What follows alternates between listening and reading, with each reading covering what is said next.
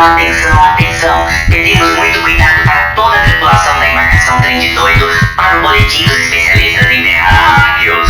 Os cientistas da constelação Asylum identificaram características muito comuns entre vários humanos: instabilidade, esquecimentos, falta de concentração, nervosismo, descontroles no apetite, insônia, dores no peito, respiração difícil, visão catastrófica e muito medo por eles mesmos inventados.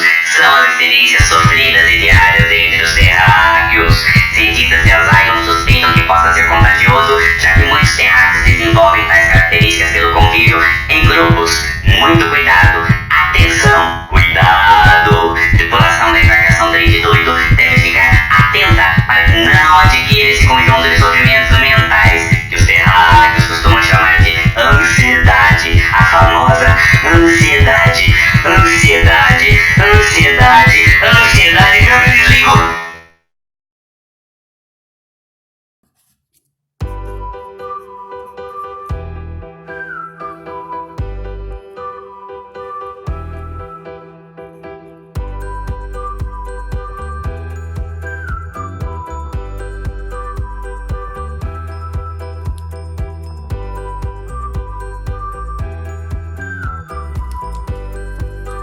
Você sabe o que é ansiedade? Você sabe que são os principais sintomas da ansiedade? Você sabe se a ansiedade te cura o tratamento, outras coisas? Não sabe?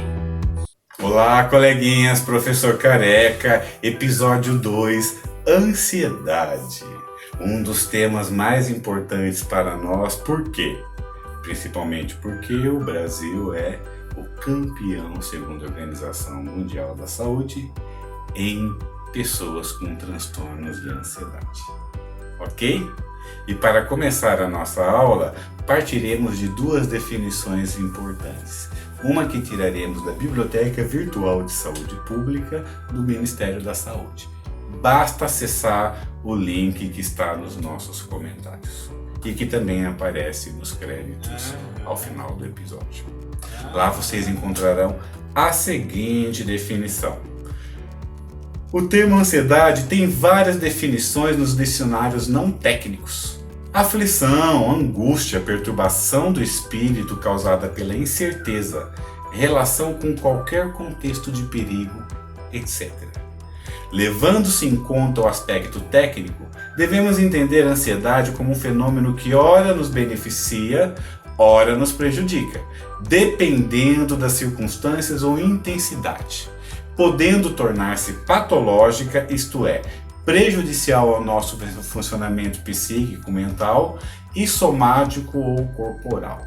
A ansiedade também estimula o indivíduo a entrar em ação, porém em excesso faz exatamente o contrário, impedindo reações. Nossa, buguei!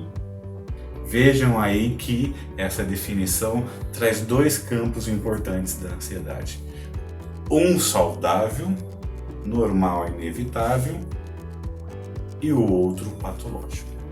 No campo da ansiedade, enquanto uma experiência normal, saudável, patológica, o que temos, coleguinha? Temos a ansiedade enquanto uma expectativa, um impulso, um elemento psicológico motivador, né? Por quê? É importante a gente ter expectativa. Eu não vejo a hora que meu boy ou minha girl chegue. Nossa, que legal, semana que vem é a minha formatura, eu não vejo a hora que isso aconteça. Estou contando os dias para poder viajar. Essa expectativa, ela é saudável, ela deve ser vivida de uma maneira positiva, sem problema nenhum, e todo mundo vai ter esse tipo de experiência. Assim como é considerado saudável uma pessoa viver uma experiência muito intensa em que qualquer um ficaria ansioso naquela situação e viver um quadro intenso de ansiedade. Se aquilo é controlável, suportável, ainda se constitui numa experiência de ansiedade saudável. Expectativa, impulso para ação e busca de motivação são elementos em que a ansiedade trabalha de uma forma positiva, né? A ansiedade de me formar logo, por exemplo, se eu faço na faculdade, pode ser um elemento motivador para que eu não deixe de estudar, de tirar notas ou faltar ou qualquer coisa que prejudique eu terminar no tempo previsto. E aí ela vai ser positiva. Beleza? Por outro lado, como o próprio Ministério da Saúde destaca, a ansiedade pode se tornar patológica quando altera em sua intensidade e passa a se tornar insuportável, e altera em sua frequência e passa a se tornar uma presença cada vez mais constante na vida da pessoa. E aí a gente começa a falar nos aspectos patológicos da ansiedade. E como a gente sabe, o DSM-5, que foi apresentado no episódio 1, quando falamos sobre transtorno mental, ele vai tratar justamente dos aspectos patológicos, doentios, problemáticos, sofridos da ansiedade. Porque essa é a especialidade deste manual. Vejamos então agora a definição e a explicação que o DSM traz para a ansiedade. Os transtornos de ansiedade incluem transtornos que compartilham características de medo e ansiedade excessivos e perturbações nos comportamentos relacionados a medo e ansiedade.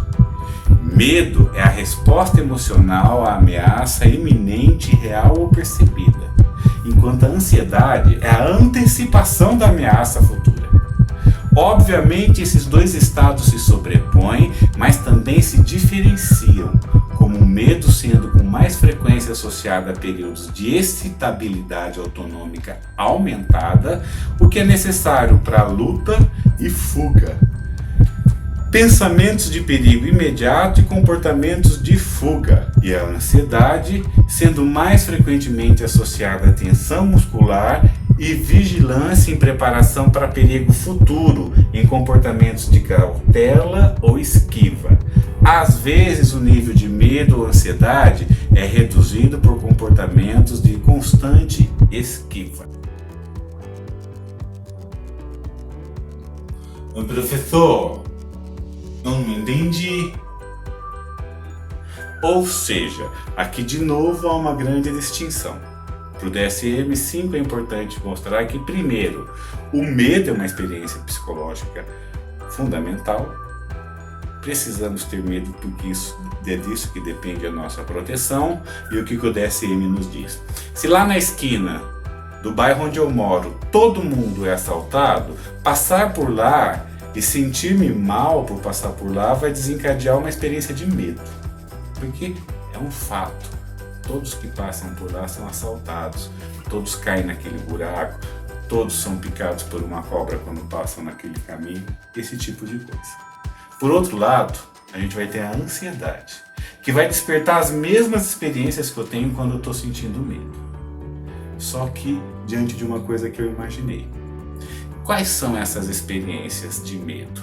Tremedeira, excitação, pupila dilata, boca seca, pode dar dor de barriga, sensação de moleza, perda da concentração, e a gente daqui a pouco detalha mais sobre isso quando falarmos de sintomas, ok?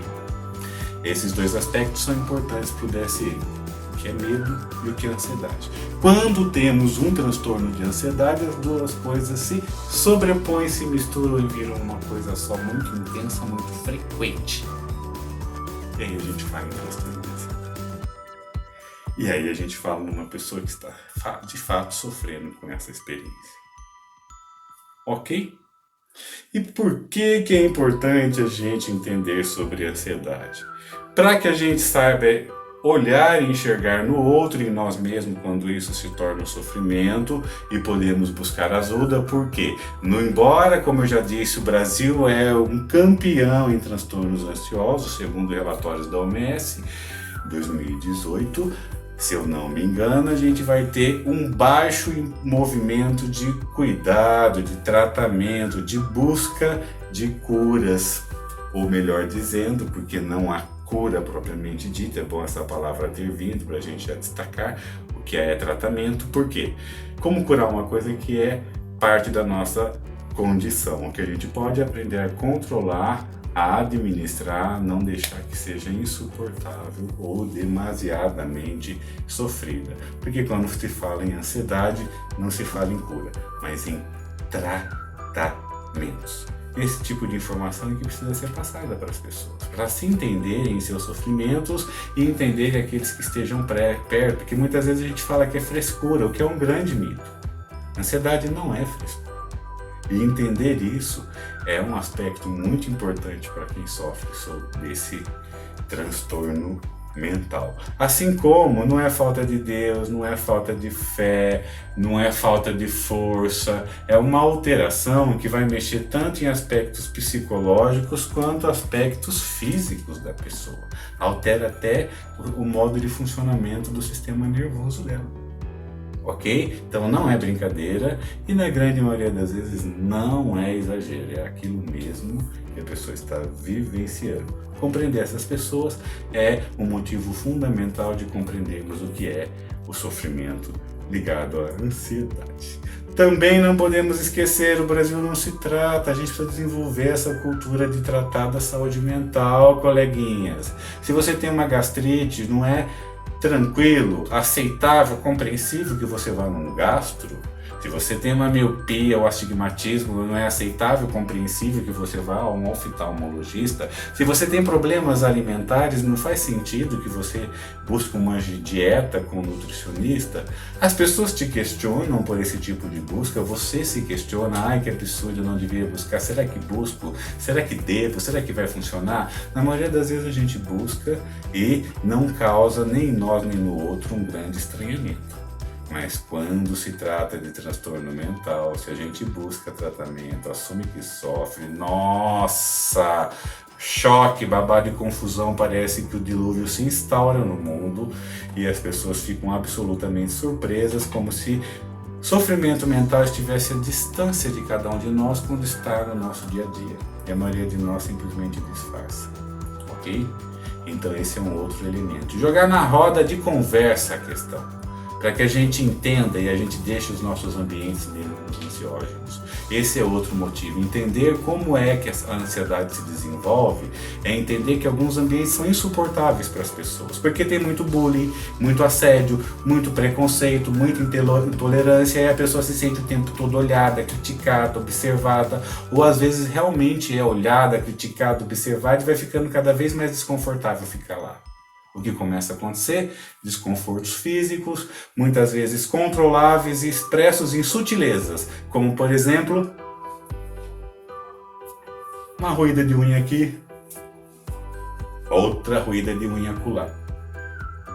Um braço, uma perna que agita e você tenta controlar, mostrando que a ansiedade está querendo escapar. Ou simplesmente o ambiente fica tão ansiógeno, ou seja, um ambiente tão desagradável, de tanta pressão, né, de tanta cobrança, que eu acabo desenvolvendo ansiedade. Ok? Isso também é importante de se destacar quando buscamos entender sobre ansiedade. E também para buscarmos consciência de que temos vários recursos para nos ajudarmos. O primeiro passo é entender que sofremos, o segundo passo é buscar tratamentos, o terceiro é implantar esses tratamentos, ok, coleguinhas?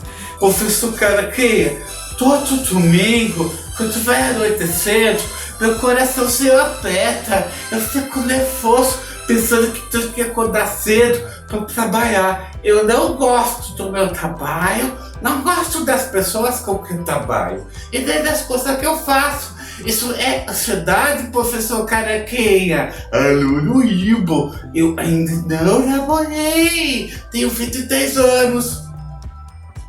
E quais são os sintomas gerais ligados aos transtornos de ansiedade? Você sabe? Eu vou explicar e é agora. Primeiramente, sentir medo, ansiedade, que é o medo imaginado, já explicamos anteriormente, ou sofrer por antecipação, forte necessidade de evitar ou mesmo de fugir de situações, ambientes ou pessoas, basicamente. Esse é o sintoma central, né? Que quando está em intensidade e frequência, é o que a gente mais se preocupa, porque é ele que desencadeia os outros. Como fobias, ou seja, a necessidade imperiosa de evitar algo, alguma situação, coisa ou ser vivo, não importa. A fobia sempre dá um impulso, em alguns casos mais leve a pessoa consegue controlar, em outros não, de fugir, de evitar sistematicamente a ponto de eu não suportar nem sequer imaginar o elemento que me causa fobia. Suores, tremedeiras, alterações da fala, como gagueira, por exemplo, ou travar a língua e você não consegue falar nada. Né? Também são bastante recorrentes em transtorno de ansiedade. E aí vocês veem que é uma coisa bem física, né? É seu corpo sentindo aquilo. E isso é uma das coisas que vai causar bastante convencimento. Perda de raciocínio e perda de concentração. Do que mesmo a gente estava falando? E a pessoa não lembra, não tem noção, e às vezes fica até constrangido, ele fica toda hora perguntando para parecer que é um descaso, né?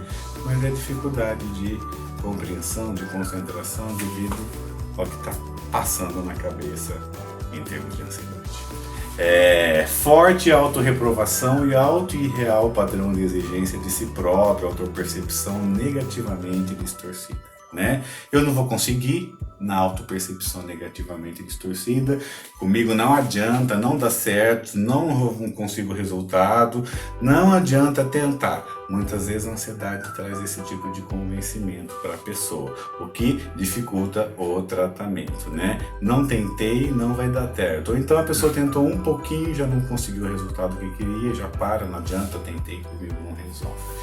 Né? Já falei, tá vendo? Não ia dar certo, não ia conseguir mudar mesmo. Vai muito por essa pegada de ideias, pensamentos e por aí vai, né?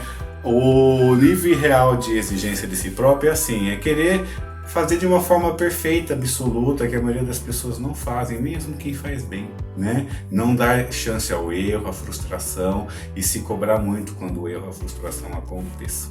E aí cria-se, né, uma expectativa de uma performance muitas vezes exagerada e real, porque ela ainda não tem treino para aquele tipo de performance. E se frustra todo e fica ansiosa cada vez que tem que viver aquela experiência.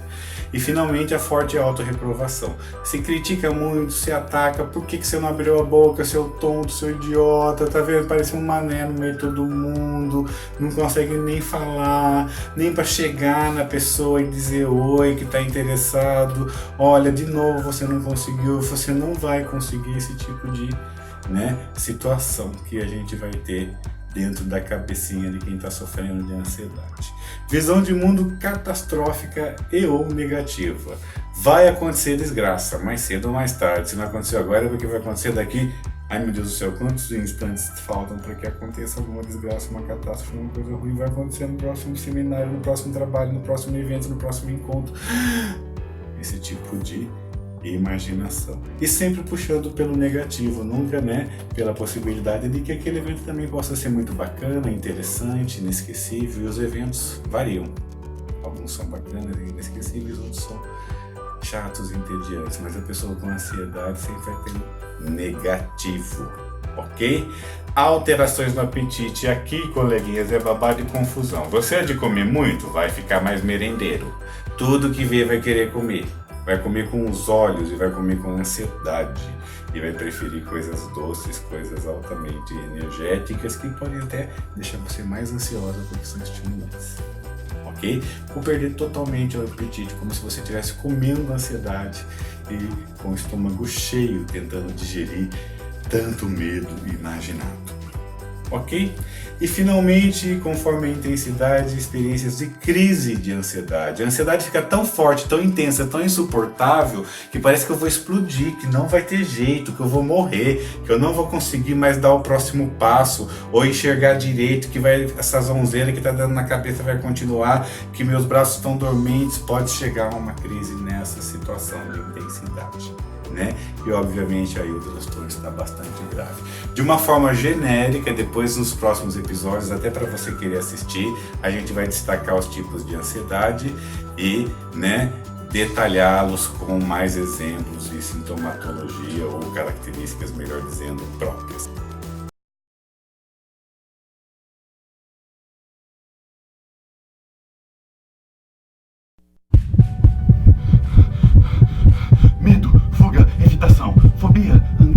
ânsia, preocupação, pensamentos negativos, suores, agitação, medo de erros e da possível humilhação, mar de insegurança, dificuldade na respiração, sofro com a espera, expectativa, estresse e tensão, em ambientes abertos e fechados ou por uma opinião, falar em público, exposição, parques, paqueras e até na diversão, tenho medo de perigos, riscos, acidentes e de avião, catástrofes, morte, doenças, abandono e desilusão, tenho tanto medo que a causa eu não sei não, eu não sei não, será que vou suportar tamanha importunação?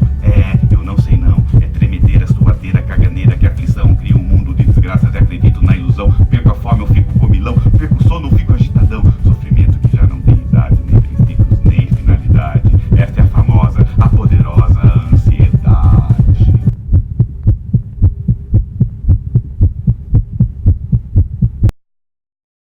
Mas falando nisso, quais são os tipos de transtornos de ansiedade? Estudaremos primeiramente o grupo das fobias. Fobias específicas, medo de barata, de avião, de rato e por aí vai. Fobia social, que o outro está pensando, será que eu vou conseguir falar, me apresentar e etc. E a agorafobia, meu Deus, está ficando cada vez mais apertado, mais gente, será que eu vou aguentar ficar aqui? Serão os 3 transtornos de ansiedade que falaremos no episódio 3.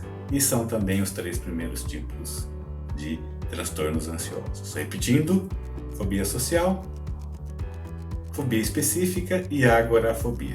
Em seguida temos o transtorno de ansiedade de separação, vivido a partir de medo real ou imaginado de abandonos recorrentes que me deixam sempre inseguro se eu não vou ser a qualquer momento abandonado, largado, esquecido. Transtorno de ansiedade de separação. Depois estudaremos o transtorno de ansiedade generalizada, onde o comando está nas rédeas da preocupação com tudo.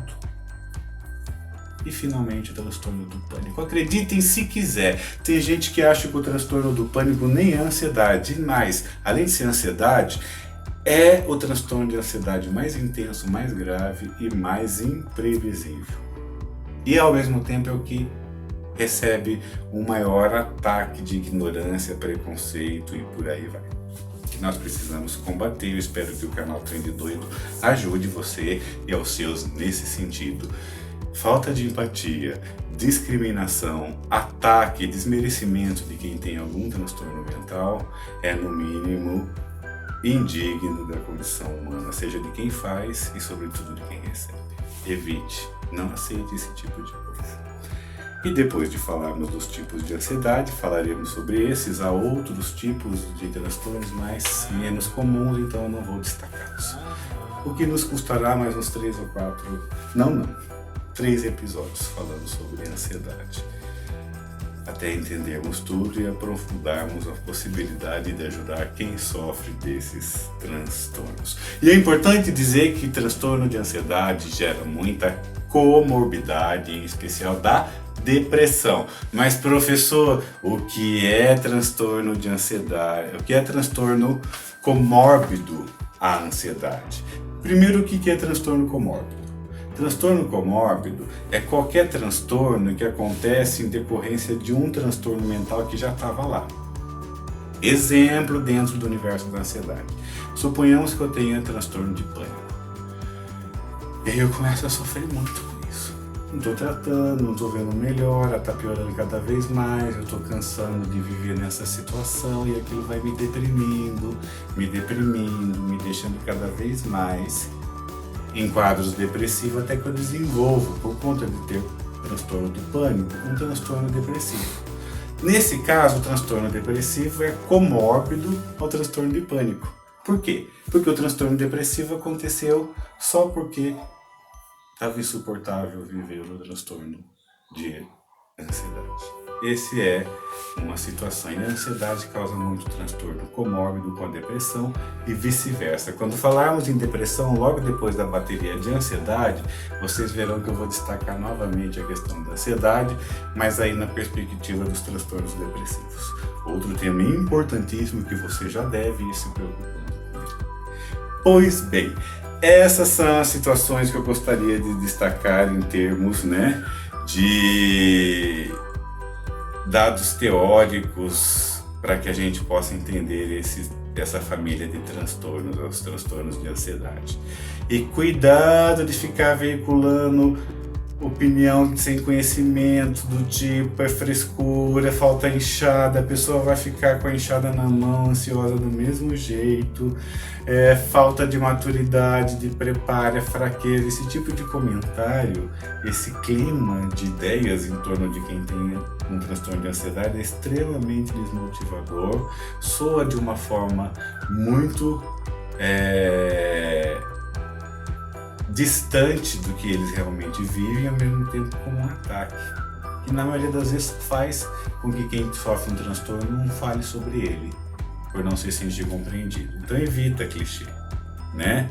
Porque a pessoa pode falar, nossa, se ele pensa assim, se ela pensa assim, nem vou me abrir. E ela fica implodindo aquele sofrimento. E de novo, ao invés de ficar reproduzindo frases feitas, fica olhando o seu ambiente, o ambiente que você participa. Ele é ansiógeno? O ambiente que você vive, os ambientes que você vive causam ansiedade? O que causa ansiedade nesses ambientes? No que você colabora para essa ansiedade? O que você pode transformar nisso tudo? Quanto mais os ambientes forem acolhedores, maior a chance de que a gente diminua a intensidade dos transtornos ansiosos e até evite que outros aconteçam em outras pessoas. Então isso é fundamental. É muito comum também se perguntar, transtornos ansiosos têm cura? Como eu disse, a ansiedade é uma experiência que a gente tem que ter, não tem como evitar de ter, não é saudável não ter ansiedade. O que a gente pode, por meio de tratamentos, e eu vou destacar vários, né, é fazer com que a ansiedade volte a baixar e diminuir a frequência até que ela se expresse nos parâmetros normais, como qualquer pessoa que tem ansiedade, que vive, apresenta ansiedade. Nessa controlável, a gente vai falar que o tratamento foi bem sucedido, teve remissão dos sintomas. Os sintomas deixaram de existir porque a pessoa já não sofre mais com isso. É nisso que a gente pode chegar. Para nos ajudar, é interessante a dupla psicoterapia com tratamento psiquiátrico quando o transtorno é de moderado a grave, sobretudo. É importante colaborar com isso, caminhadas, técnicas de relaxamento e respiração, lutas marciais, né? Sejam elas mais de descarga da tensão ou de autocontrole do corpo e por aí vai, né? Técnicas de visualização, arte, terapia é muito bacana, pintar, cantar, dançar, teatro, eu gosto muito da parte de teatro, vejo que você gosta aí. Aproveite disso. Não sabe? Aprenda no sentido amador, expressivo, de quem quer brincar com isso para baixar o grau de ansiedade. Técnicas de meditação como yoga, por exemplo, né, são também muito importantes, porque também trazem conhecimento corporal e aumentam a chance de você ter um domínio sobre todos os sintomas físicos. Okay? Vai ser de um dia para a noite, de uma hora para outra? Não. Pessoas com transtorno de ansiedade fazem assim. É bom fazer caminhada. Ela faz um dia de caminhada e no dia seguinte já está frustrado porque aquilo não resolveu. Não vai resolver assim. Tem que ser uma prática sistemática, até que somente seu corpo aprenda a se beneficiar daquela técnica. Aí sim a gente fala, né, de um tratamento e não uma coisa imediatista. Nada imediatista vai ser legal. Entendam, transtornos ansiosos dependem de tratamentos processuais, a maioria dos transtornos mentais, na verdade. Nenhum deles é pilim-pim-pim. E na maioria das vezes a gente tem que aprender a conviver com nossa dor num grau menor, administrável, suportável, porque não em favor de um impulso de ação. Ok? Esse é o repertório que temos e não é secundário destacar para vocês, é uma coisa muito importante, já ia me esquecendo, a compreensão e acompanhamento da família. Até porque muitas vezes na mesma família, colegas, é mãe, pai, filho, gato e cachorro com ansiedade. E sim, às vezes até o cachorro, porque transtorno de ansiedade e separação até em cachorro dá. Entendeu? Então muitas vezes é pensar o ambiente de casa também. Se todo mundo lá está ansioso, o que a gente quer da vida, o que a gente tem alcançado, que clima é esse, como a gente gostaria de viver com família, sei lá. Se o ambiente de casa identifica mais de uma pessoa sofrendo de ansiedade, o ambiente de casa também pode ser um ambiente ansiógeno. Violência, feminicídios, preconceitos, agressões no ambiente doméstico podem aumentar o grau de ansiedade. Casa, família deve ser lugar de ninho, de aconchego, de suporte, de sustentação, um lugar que eu esteja ansioso para chegar e lá ficar, porque lá minha ansiedade baixa, o conforto aumenta. Agora, se o meu lar, a minha família me é ansiógena, alguma coisa está errada e algo deve ser tratado na perspectiva familiar. Ok? O mesmo em relação a um casal. Se a relação causa muita ansiedade em um ou outro, salvo se um ou outro tiver transtorno, aí tudo bem. Mas se a ansiedade foi gerada pela relação, há que se tratar essa relação. Porque não há necessidade que uma relação faça um ou os dois dos pares sofrerem de ansiedade ao ponto de adoecer. Então são os aspectos importantes a serem destacados nesse primeiro momento de abertura. Como eu já disse, próximo episódio, episódio 3, fobias. Fobia específica, agorafobia e fobia social. Não perca, o canal Trem de Doido segue para a próxima estação e aqui agradece a sua atenção. Muito obrigado, até o nosso próximo episódio. O professor Careguinha segue na rede com vocês. Inscreva-se, comente, curta, compartilhe, ajude o nosso canal a se propagar e atingir a expectativa maior dele. Ensinar as pessoas a se cuidarem e cuidarem uma das outras. Beijo no coração de todos. Ah, sapequinhas!